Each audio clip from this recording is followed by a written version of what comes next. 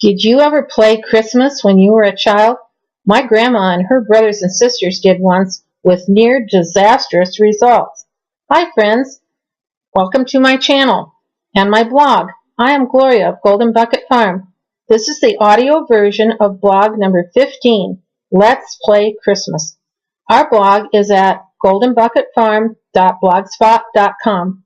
There are links to our blog and other places we are online in the description box below the screen. If you are on your phone, you may have to click the down arrow to see the complete box. And now, let's play Christmas. One Sunday recently in his sermon, our pastor mentioned the tradition of turning a Christmas tree into a Lenten cross. This is something he himself, my hubby, also would do in the past when we had real trees. It brought to mind another story my grandmother shared many times as I was growing up. This is about the same family you met in blog number 7, Whatever Happened to Blackie's Blanket, and took place in the early 1900s. Grandma had 6 brothers and 2 sisters, so you can just imagine the hijinks the 9 of them sometimes got up to. On this particular day, Great-Grandma and Grandpa had shopping to do as well as business in the county seat. In those horse and buggy days, that entailed an all-day trip. Their 4 teenage sons were away working out as hired help for neighboring farmers. Their 5 younger children stayed at home in the care of 2 older uncles, one a bachelor and the other a widower, who also lived and worked on the place. Great-Grandma had a hearty dinner ready and waiting for the stay-at-homes to eat at noontime. She also left a list of chores she expected to be completed by the time of her return. Great-Grandma was a loving mom, to be sure, but also was a strict taskmistress. So the children knew well the rule. Zuerst arbeiten wir und dann spielen wir, which is first we work and then we play. The youngsters stood on the porch waving as their parents headed out the drive and down the road. Even before the team and buggy disappeared around the corner at the next mile intersection, they dutifully set to work on the jobs list. First, with the help of the uncles, they washed the kitchen, I guess it's the breakfast dishes, and set the big oak table in the dining room for dinner. As the uncles headed outside to their own work, the children tackled their least favorite task, and that was for me too, that of picking sprouts off the spuds stored in the potato bin. They gathered up rag area rugs, took them outside for a good shake, and left them for a time to air on the porch railings. Then they dusted furniture, windowsills, baseboards, and floors. They emptied wastebaskets, brought in kindling and wood the uncles had chopped for the kitchen range and the parlor stove, and swept the kitchen floor. They brought in the rag rugs and put each back into its place around the house. All of this and more, the children kept children busy and out of trouble until at last the clock on its shelf in the kitchen struck 12. The hungry siblings and their uncles washed up, gathered around the big oval table, folded their hands, bowed their heads, and said grace. Even little brother said his own short prayer, Abba, Vater, Amen. The family happily chatted as they ate, talking about how they would spend the afternoon. After another round of dishwashing and table setting for supper, the children thought to get out their games and toys. 9, said the uncles. Zuerst ruhen wir uns aus, which meant, no, first we rest. The youngsters sighed and trudged up the stairs to their bedrooms, knowing better than to protest. In their parents' absence, the uncle's word was law. The uncles retired to their rocking chairs, rested back their heads, and closed their eyes. Before long, the big farmhouse fell still. Save for the ticking of the clock, and the soft snores of the uncles. The next time the clock chimed, the uncles awoke from their naps with a start. Before they went outside to begin their afternoon chores, they listened at the bottom of the stairwell. They were happy to hear no commotion going on from the direction of their nieces' and nephews' rooms. Since all seemed quiet above, they assumed the young ones were having a good sleep after their busy, work-filled morning. Little did they know what pandemonium would ensue later in the afternoon. Although the children did indeed rest on their beds for a short while, they did not fall asleep, save little brother, who was used to taking a nap after dinner. As soon as they heard the uncles snoring, the siblings quietly got out their books and toys. Squelching their giggles and tiptoeing in stocking feet, they happily entertained themselves while their caretakers snoozed, all the while keeping an ear out for any noise from below. At last the uncles awoke from their noontime rest, started moving around and talking about their afternoon work. Hearing this, the children quickly hopped into their beds, closed their eyes, and played possum, lest their elders should hear them playing and climb the stairs to investigate. Once the kidlets heard the back door shut and the sound of the uncle's work boots crossing the porch and going down the back steps, they hurried to an upstairs window overlooking the backyard and the farmyard beyond. They sighed sighs of relief when they saw their babysitters disappear into the big barn furthest from the house, knowing there were tasks aplenty within which would keep them occupied for the next several hours. Now the real games could begin. What fun they had! They roused little brother from his nap, took the mattress from his small bed, and hauled it to the top of the stairwell. Taking turns, they played sled. This entailed sitting on the little mattress, launching themselves down the stairs for a thrilling descent, and coasting a short ways across the polished floor of the dining room. Again and again they dragged their pretend sleigh up the steps, squealing with delight all the way down. When they had their fill of sled, they moved on to hide and seek. The big old farmhouse with its nooks and crannies was the perfect venue for this game, and they enjoyed it immensely.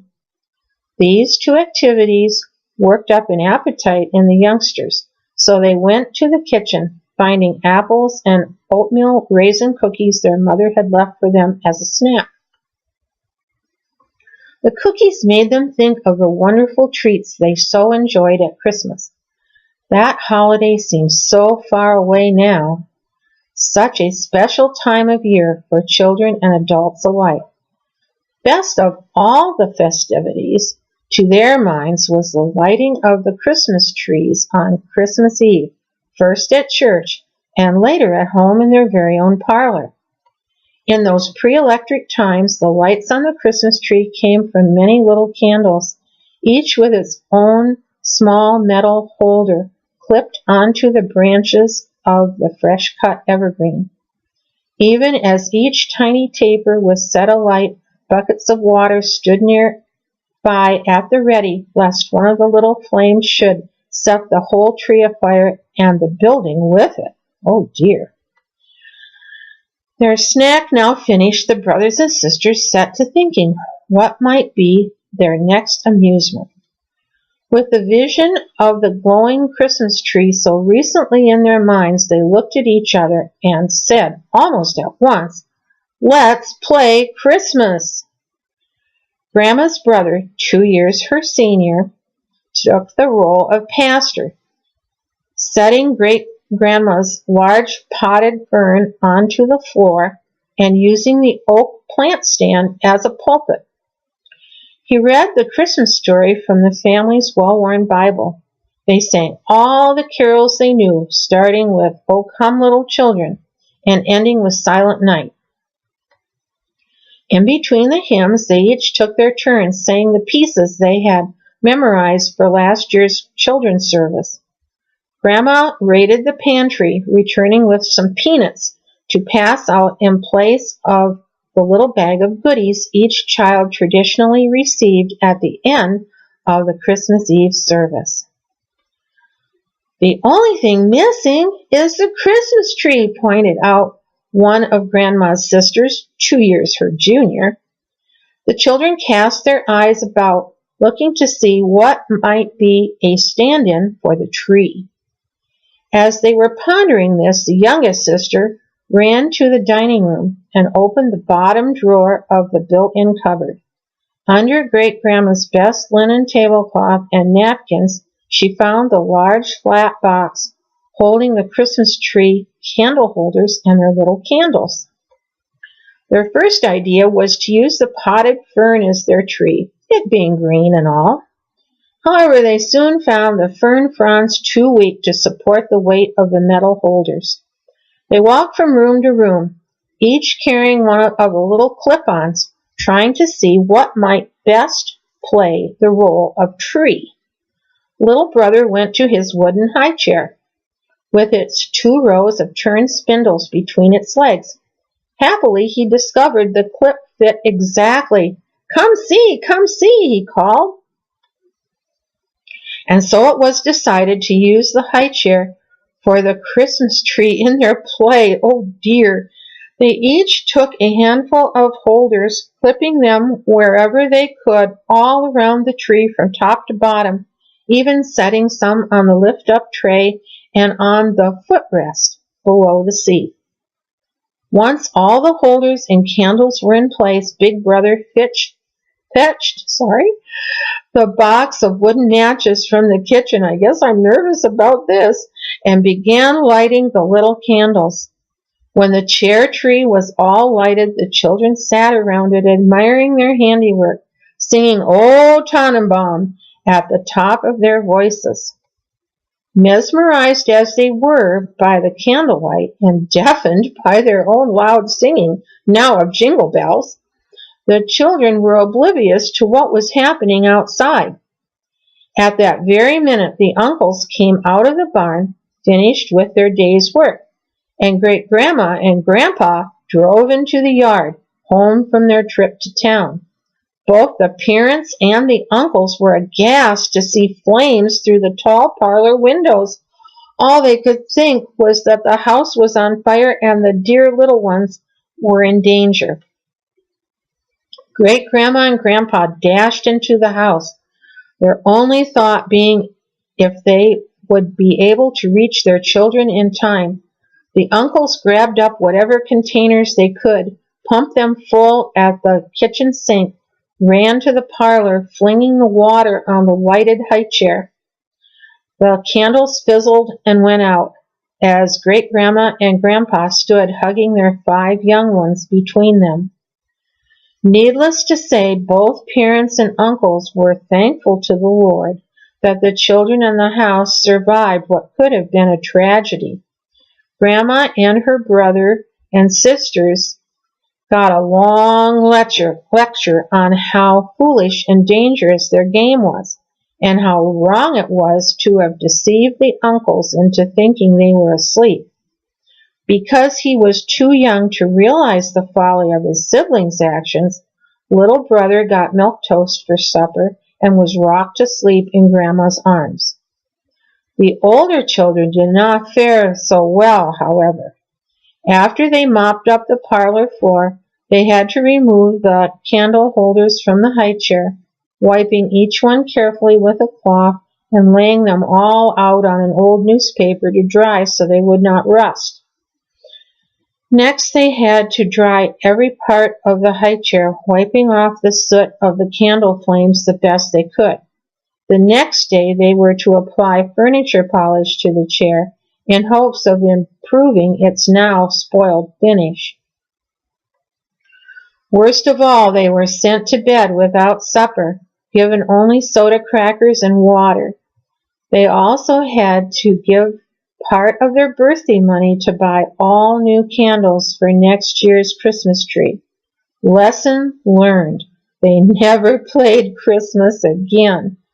Mischievous as they were, though, that was not the last of their antics. But those are stories for other days. You will be happy to learn the high chair came through its trial by fire in good shape. It has been used by several more generations of babies and lives on as a prized heirloom of our family.